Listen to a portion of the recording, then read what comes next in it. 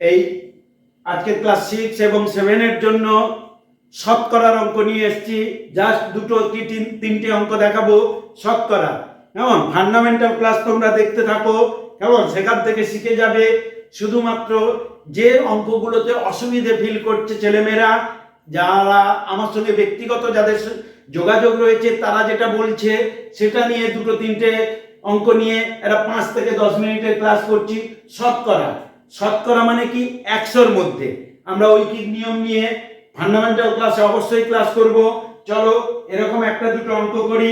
একটি বিদ্যালয়ে 40 জন ছাত্রের মধ্যে 16 জন ফেল করেছে, শতকরা কতজন পাস করেছে? তাহলে কি বললাম? একটি বিদ্যালয়ে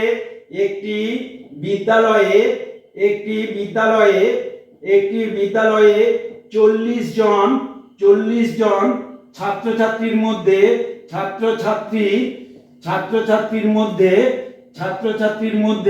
কতজন ফেল করেছে? 16 জন ফেল করেছে। 16 জন ফেল করেছে। হ্যাঁ, তাহলে শতকরা কতজন পাস করেছে?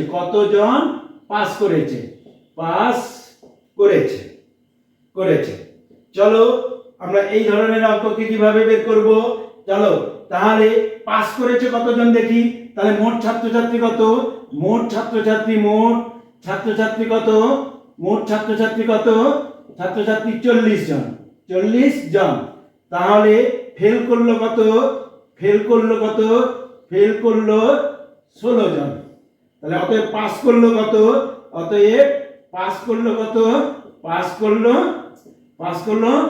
40 থেকে 16 বাদ দিলে কত হবে? তাহলে 10 থেকে 6 গেলে 4 এখানে 3 থেকে 2 24 জন। তাহলে কত জনের মধ্যে 24 জন পাস করেছে? 40 জনের মধ্যে। তোমরা ঐকিক নিয়মে করতে পারো। তাহলে লিখবে 40 জনের মধ্যে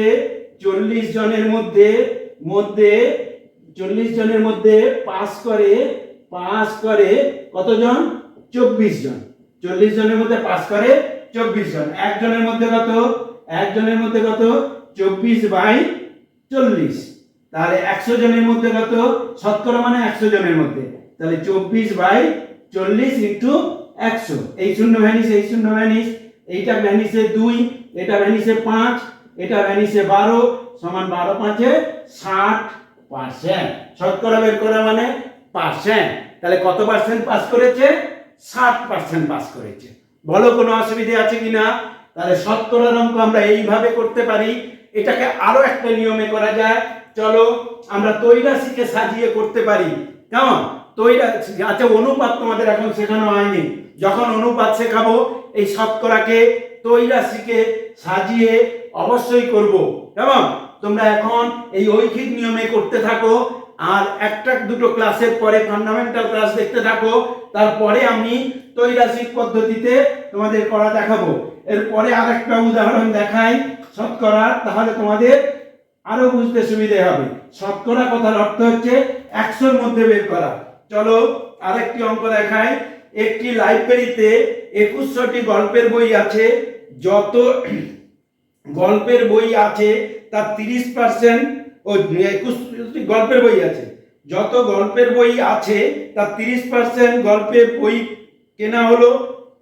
30% গল্পের বই কেনা হলো। কতগুলি বই কেনা হলো? এখন লাইব্রেরিতে মোট গল্পের বই কতগুলো আছে? আচ্ছা, যত বই আছে তার 30% আবার কেনা হয়েছে। কেমন? তাহলে কতগুলি বই আছে? তাহলে লাইব্রেরিতে মোট বই আছে, এখন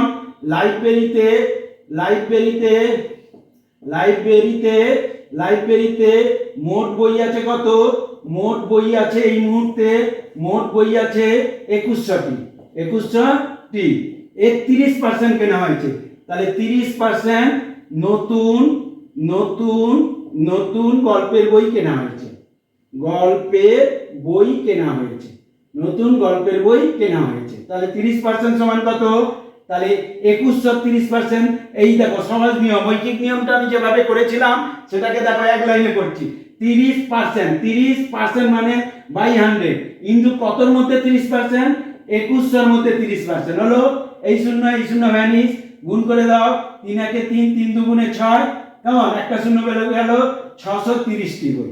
তাহলে বই ছিল কত 21টি, বেড়ে গেল কত 630টি। তাহলে মোট গল্পের বই কত হলো, মোট বই হলো বা গল্পের বই হলো কত, ছিল কত 2100টি যোগ 630টি সমান কত হবে 0 3 6 1 7 2 2730টি বই, 2730টি বই।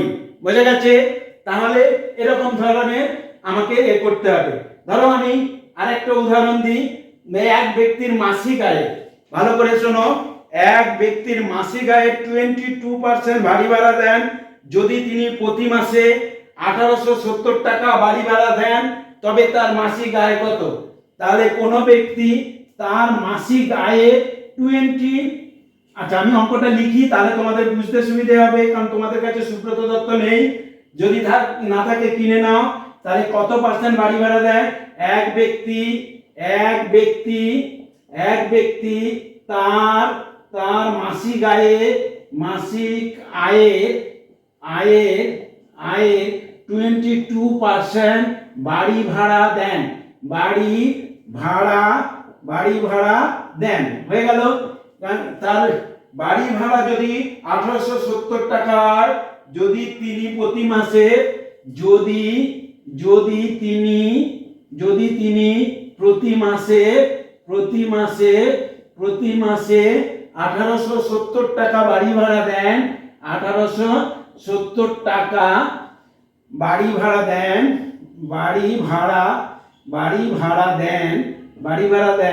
তাহলে তার মাসিক আয় কত? তাহলে তার মাসিক আয় কত? মাসিক আয় কত আমাদের বের করতে হবে। তাহলে কত পার্সেন্ট বাড়ি ভাড়া দেয়? 22%। কার 22%? তার আয়ের 22%। আয় তো কত জানা নেই। তাহলে আমি এখানে শর্তানুযায়ী 22% সমান কত? 1870 করে দিলাম। তাহলে 1% সমান কত? কম মানে ভাগ হবে 1870/22। তাহলে 100% সমান কত? 100% মানে কি? তার মাসিক আয়। তাহলে সমান কত হবে? 1870/22 ইনটু 100 হলো। 11 তে কাটো, 11 2 22, 11 1 11, 11 তাহলে 11 7 77 0, এটা কেটে দাও, কেটে দিলে কত হবে? এটা 8 5 85 হয়ে গেল। তাহলে তার মাসিক আয় কত হবে? 85 ইনটু 100 8500 টাকা। 8500 টাকা। তোমরা করতে থাকো আর ফান্ডামেন্টাল ক্লাস দেখতে থাকো। আমি অবশ্যই ওখানে শতকরার ডিজাইন আছে, তৈরাসিকের ডিজাইন করা আছে, ওই ক্লাসগুলোতে আমরা সে নিয়ে কথা বলবো। চলো আজকের মতন টাটা।